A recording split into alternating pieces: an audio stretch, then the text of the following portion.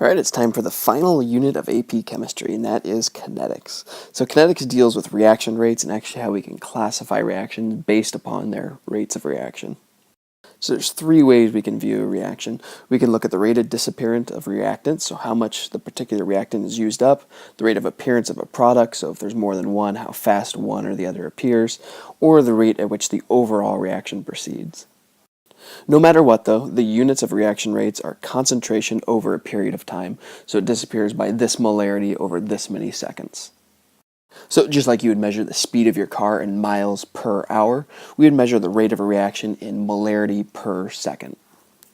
So let's look at a general reaction here where A and B react to form D and E. So we can talk about the kinetics of this reaction based upon the disappearance of A. So as this reaction proceeds, obviously A and B are both going to disappear as D and E appear. And this appearance and disappearance will happen proportionally.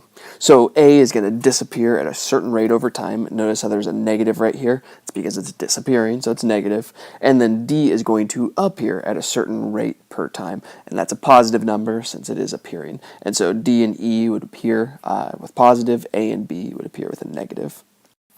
And so the rate in either case is going to be the change in concentration over the change in time. Let's remind ourselves about this delta real quick because it's going to appear a couple times. So delta is always final minus initial. And so in the case of the rate of A, it's going to be the concentration of A at the end minus the concentration of A to begin with. And so then the rate would be how much time it takes for that particular change to occur. And just for fun, let's throw some numbers on this real quick. So let's say we wind up with 1 molar concentration, and we started off with 5 molar concentration. Well, 1 minus 5, that means it was -4. And let's say it happened over 3 seconds, so that would be 4/3. So that would be molarities per second.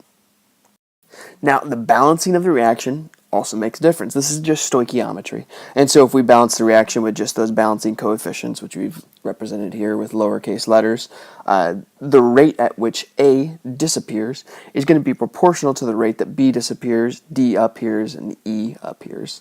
And so if, this is a 2 right there, that means it's going to be 1/2 rate of disappearance. And so A isn't going to disappear at the same rate that D appears necessarily. It depends on the balancing coefficients. If this is double the amount, then it's going to appear at double the rate. And so all of these rates are going to be therefore proportional based upon the balancing coefficients. Now, unfortunately, the rate at which things disappear or appear is not a constant number.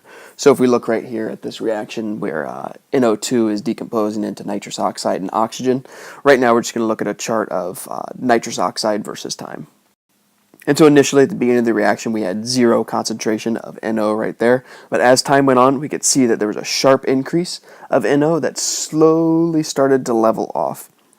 And so right to begin with, we had a very, very fast reaction rate, so a high reaction rate, but over time that reaction rate slowed down. And so if we were to take the tangent, which is just a straight line off of any of this slope right here, that's going to give us the instantaneous rate. So the rate at which NO was appearing at that particular point in time. And so like right here, we took the slope of that line. That slope would be the rate at which NO is appearing for that split second of time. But as time goes on, obviously the rate's going to change constantly. If we superimpose the graph of also nitrogen dioxide and oxygen on this, we can see that as time goes on, nitrous oxide and oxygen both appear, but nitrous oxide appears at a faster rate than oxygen. And that's because it's a 2-to-1 ratio. So as a result, we're going to wind up with less oxygen. We would know that from stoichiometry, but we also see that the rate of reaction is different for those. We can also look at the rate of reaction for the disappearance of NO2, and we see that over time, we started off with a lot of that, but it disappears fairly quickly at first and then levels off. So all three of these rates are proportional to each other. We see they follow kind of the same pattern as time goes on.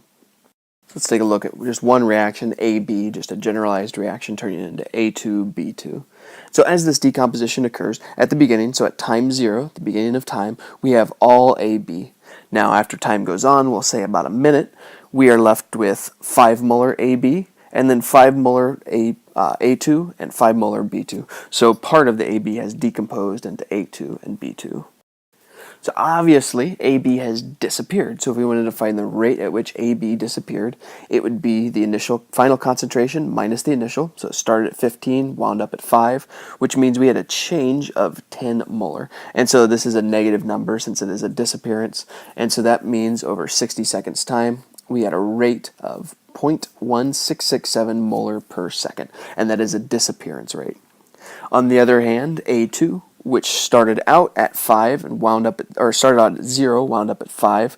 That means it appeared at 5 molars per 60 seconds, which means the rate of A2 is 0.0833 molar per second.